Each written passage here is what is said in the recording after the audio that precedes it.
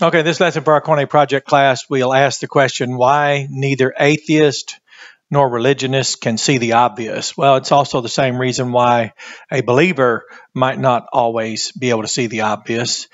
We can have, for example, we may not have yet been persuaded that there's more information in the Bible, for example, than what we first assumed, because we can get by with so little knowledge since so few people actually engage any serious Bible study or even know how. So, for example, a former pastor who now asserts himself as an atheist, Tim Sledge, I've mentioned him before, but he had a book, or has a book, and you should read it. It's very typical, some of the observations he made. But he said it's 4 disturbing questions, 1 simple answer. And I reflected on some of the early information where he was saying that he would notice someone's conduct or misconduct or indifference or whatever, and he would assign it to the wrong religion. He'd say, well, they're in the wrong religion, as though somehow the religion would be effectual in the outcome. Well, then he started noticing that among the true Christian faith, where he had invested his life and a lot of time, he noticed that a lot of their conduct wasn't any better nor indicative of the true faith that he was espousing, preaching, affirming, and it disillusioned him somewhat. But that's called the fundamental attribution theory, where when we see someone do something, let's say, incorrectly or inappropriately, or let's just say a wrongful action, well, we'll say that we'll assign it to them and their character or something. But now when we do it, we'll say it was the system or my circumstances, and we try to be very generous toward explaining or providing a rationale for our misconduct. So I noticed as a pastor, he was very distracted from the sheep he was there to feed, because I couldn't actually give any attention to the social church where I pastored that was there when I first began pastoring, because they were just, well, they weren't worthy of my time. They were very lewd and base, dark-minded, hard-hearted, voids of the Spirit of Christ. There was nothing there that there were men whose hearts weren't turned toward their children. They might hold an office of deacon, but they didn't serve the families. But they didn't disserve me, and they really didn't. Now, they tried to interfere, but they learned later how comedic that was, because it was futile for them to interfere with someone who was a professional and come from a different world and a background where the interest of the client is what occupies your time and attention, and then serving the stakeholder and make sure he gets a return on his investment. So in the church where I pastor, if the stakeholder is Jesus, and it is, and he is the chief shepherd, and it's his sheep, and he bought them with his own blood, then attending to his sheep was quite severe as far as an occupation. The focus was so severe that it actually troubled the social church, that the sheep couldn't be distracted any longer by them, and I would never be distracted by them and people like that. So Tim Sledge went through a lot of typical experiences, and then he started adjudicating and drawing conclusions about the Bible that with just a little bit of study and a backing away from the trees, for example, he might have noticed the obvious. But he made this statement: as science provides more and more evidence about how the universe, our world, our bodies, and especially our brains work, new challenges are generated for ancient religious books. I don't know what he means, except he perhaps doesn't know that from the Bible came the field of theology. From theology came physics, calculus, chemistry. From physics, calculus, and chemistry came pharmacology and technology. He probably doesn't even know, or had never noticed, that Leibniz and Newton were theologians, and they developed what we call calculus, without which we wouldn't have the cell phones, microwave, none of the advancements we have today.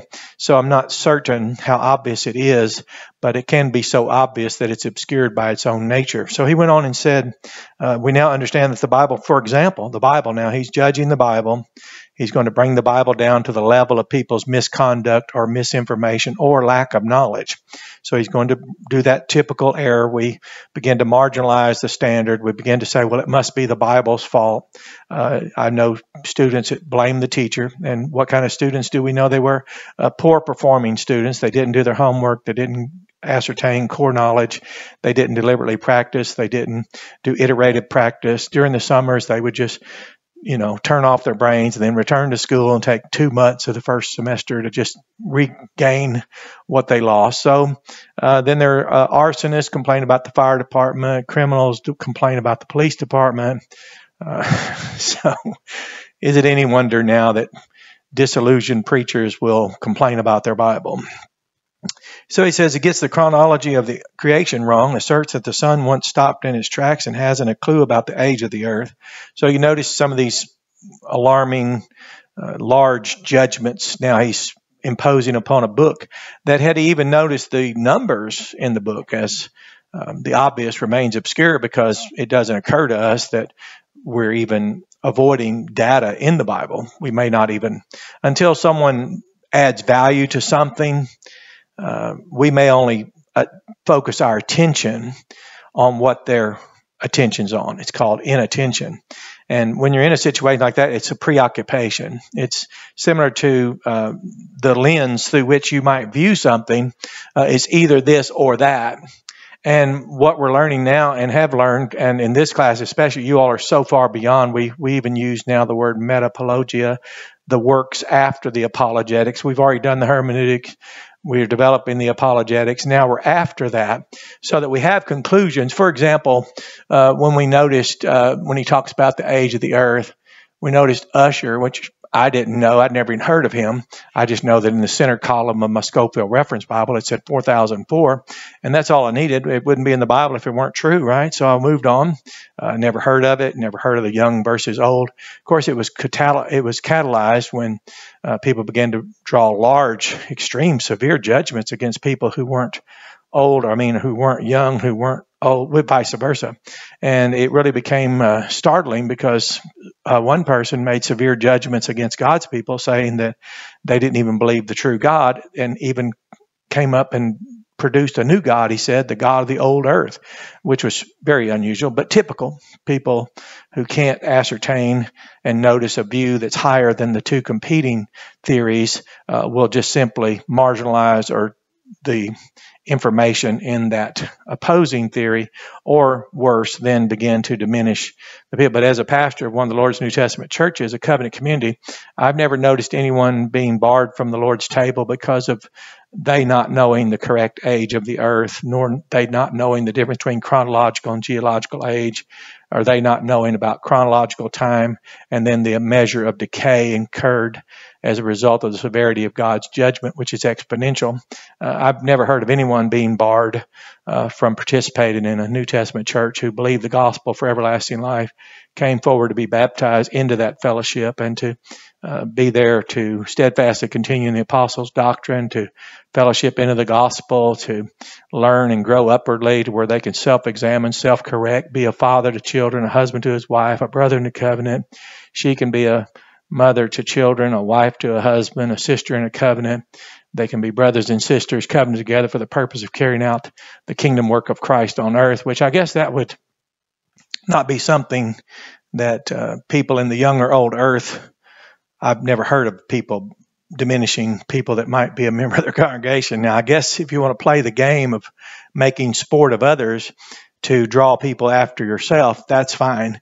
That just becomes futile after a while. But we noticed Usher had said 4004, and then he went on and said it was October 23rd.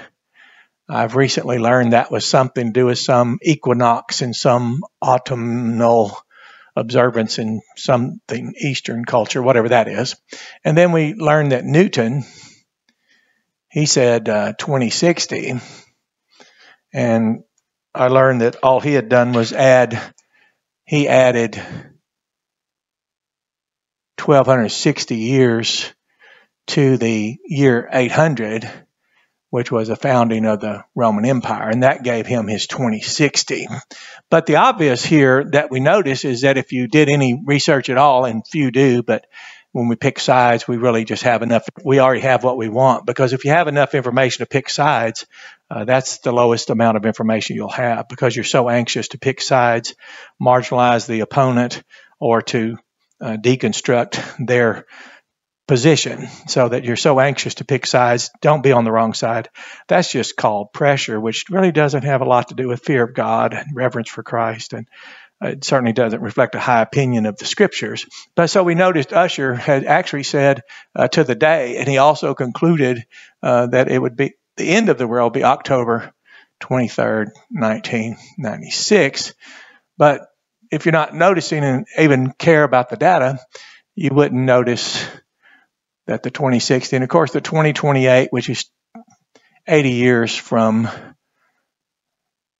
1948, those who study the national history of the nation, geopolitical nation that is, not the nation who holds a relation to God through Christ Jesus, but rather the geopolitical nation, that you notice 80 years, according to Psalm 90, 80 years is the longest term duration of a generation. Well, then you notice this is minus 32, and this is plus 32.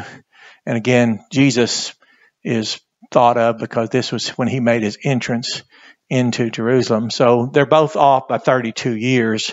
Now, whatever it was, and I don't know if, well, I won't ever study and try to learn his criteria when it was just so simple to take a broad view of the chronologies of the Bible and you're done. Just look at the genealogy. So again, but that's the obvious, and we don't often notice it because, again, the lowest amount of information you'll have is the amount you had when you were ready to pick sides.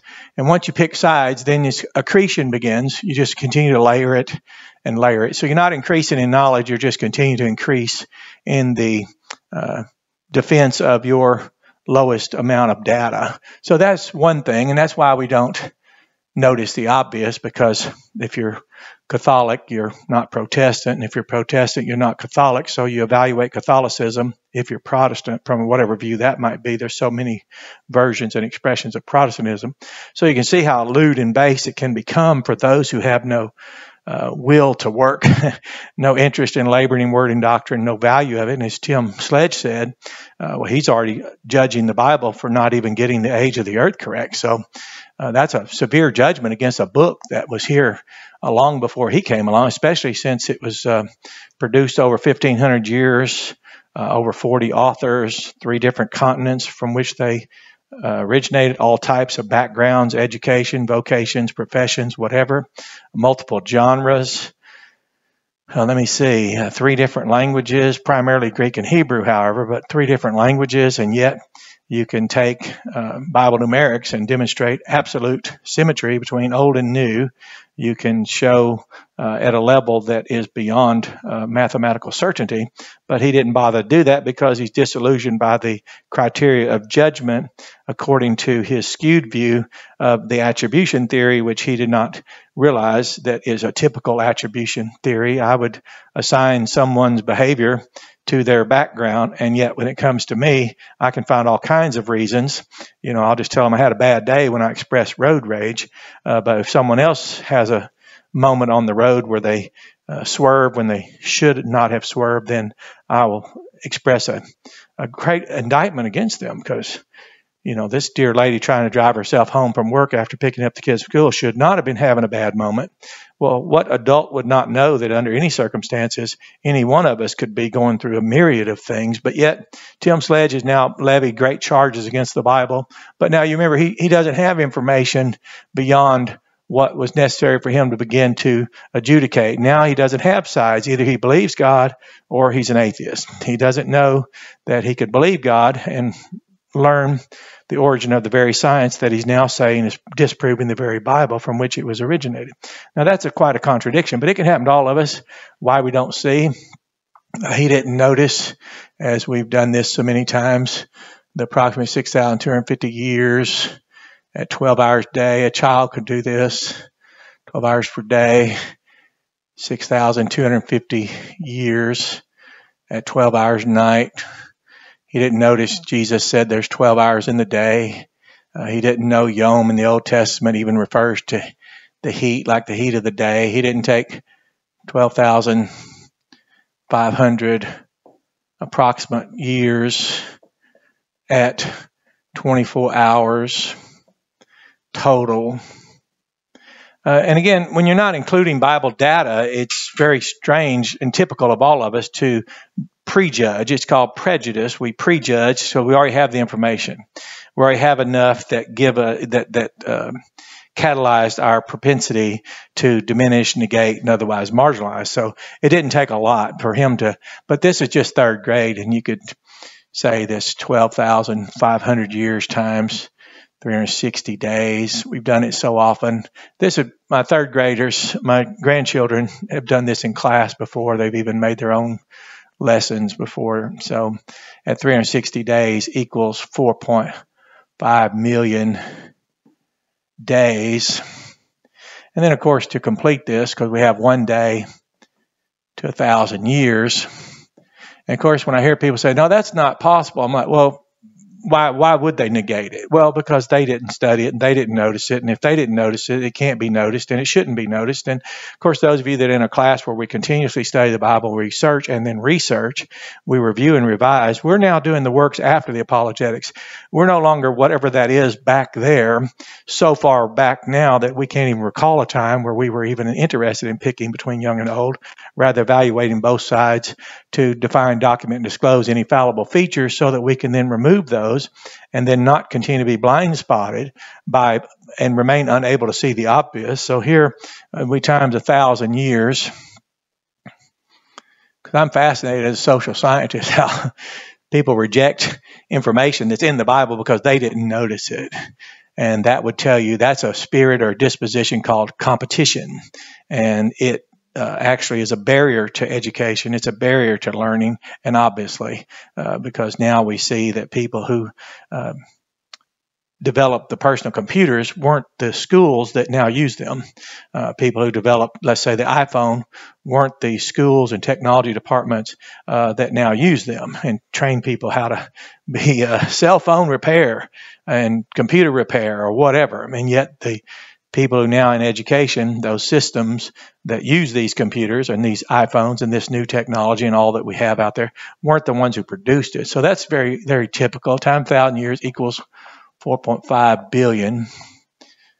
So I guess Tim Sledge would just say, well, that's a coincidence. And that's what you call judgment. And it's to marginalize, be dismissive towards something because he didn't notice it. And people take that personally who are more inclined to embrace their pride rather than demonstrate their appetite for learning, their interest in the scriptures and how far surpassing. So we also notice for Tim Sledge, for example, you take the 4.5, multiply it by 1,000 days. We're converting now from years back to days, but this is the amount of decay. This certainly is not chronological. You can even talk to scientists and they'd be embarrassed when they have to admit that, yes, time's not linear, and yet they want to banter about 4.5 billion years as opposed to 1,000 years, especially they would laugh about 12,500, for example, and yet they wouldn't notice that they might be speaking to someone who would ask them, are you saying time is linear? Are you saying 4.5 billion chronological? Are you saying something like that? And then they wouldn't notice that you noticed that gravity has an influence on the speed of light and things like that. But that's another story. So this 1,000 days is approximately 2.78 years, 360-day years, 360-day years, and that equals 12.5 billion. So again, that would be, it's very tragic to think that a man is now advancing and publishing atheism because he's made a judgment of the scriptures and that they completely get it wrong and didn't understand the age of the earth. And he didn't even use numbers. He didn't know the number E was in John 1:1. He didn't care to investigate and learn the number pi is in Genesis 1:1. He certainly hasn't noticed this ratio and decay rates. He certainly didn't notice that E equals 2.7182881828459045. Yes, whatever. Now, but he didn't notice that was an approximate expression of E. And again, those who say, well, we want to dismiss that. Well, why would any of us in this class, why would anybody who's students of the scriptures, why would those who co-labor with each other and serve Christ, Why would we have any reason to be distracted by those who, because of their distraction and preoccupation with something less than the view the Scriptures ultimately can afford us, we weren't distracted in the first place, is why we, by occupying ourselves in labor and word and doctrine and studying the Scriptures and having a higher view of the Scriptures each time we study it, so we can't now be distracted and participate in the indifference toward that which we've learned by remaining occupied. So inattention is one of the first reasons why you can't notice the obvious. Solutions I provide for clients, for example, there was one that multiplied the output of a particular operation, let's say 3 to 4 times, and it was simply because a person who was working in the operation and doing something to deal with a bottleneck, I happened to be friends with him, so my empathy for him was to notice why was he going through such an arduous, difficult, and even a high-risk maneuver to confront a bottleneck in a process. So I noticed it, and it was so obvious, the solution. But without empathy, I would not have had a reason to notice it. Our research assistant, Dr. Eddie Johnson, and myself, Dr. John Penn, said there's a formula in there if someone can find it. Well, we wouldn't have looked for it had we not been told, and we certainly wouldn't be interested in looking for it and searching, that is researching, if we weren't honored to work as research assistants for a man who had helped so many people and certainly helped us, gave his life to pastor and to be a professor in seminary. So whatever the indifference is, or the dismissive attitude Tim Sledge has toward the Bible, is the same one people express toward any breakthroughs you have in Bible research. And that's why when we evaluated things, well, that's enough. This is enough. It's just that if you want to know why you can't notice the obvious, I actually would ask people, and I would talk with clients, I'd say, well, what's so obvious that by its own nature it's obscure? And they'd say, I don't know. I said, the obvious. It's even in the question.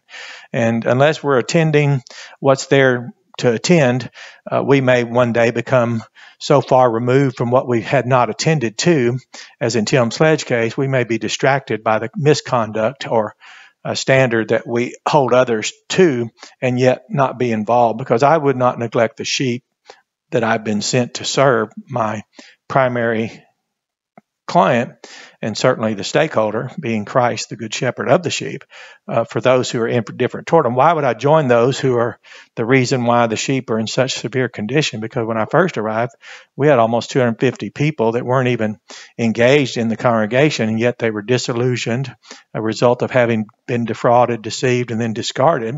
They had become incidental. The game was afoot, and the sides had been formed, and neither had any interest in being occupied with that which did not generate a return called social currency. So I could labor in word and doctrine, answer their questions, help them learn, help them grow, help feed them, be there to comfort them, console them, come alongside them, be there for hospice consultation, be there while they're in the hospitals, be there with them as they were transitioning in different phases of their life, final phases of life, as they would leave their homes, go into healthcare centers, and very stressful, very traumatic.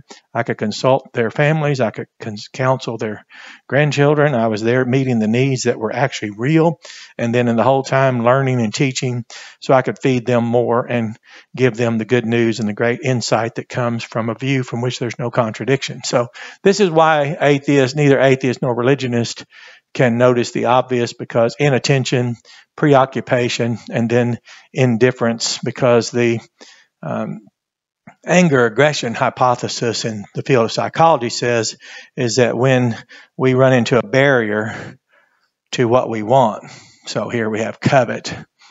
So when we have a barrier arises to what we covet. Let's say you have some ambitions and you can't achieve them because the church folks aren't cooperating, or let's say whatever. What would that have to do with the needs of the sheep? What would that have to do with the ability to feed them green grass and provide them still waters? No one can interfere with what others have no interest in. As I often remind the church, no one stopped me from doing anything that I do because no one wants to do anything that I do. And it was really funny because we get to now laugh and rejoice in retrospect at why weren't there people developing outreach strategy. We never had an in-group formed to compete to be the biggest, the highest givers and be more generous than anyone. We never had groups formed to go out and witness to more people. We've never had in-groups formed to say we want to edify, build up, and encourage people more than the other groups.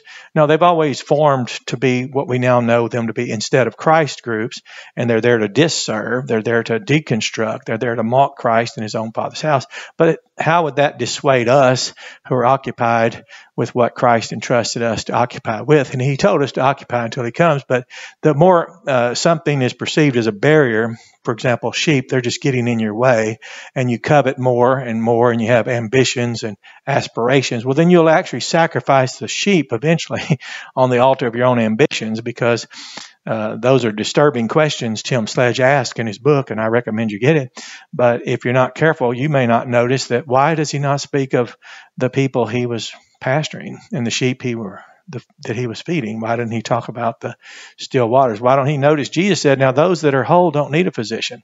And we had people that the social church came there to play games, to play with the lives of others, not to help in the feeding of the sheep. And it's nothing that, it's not even something to overcome.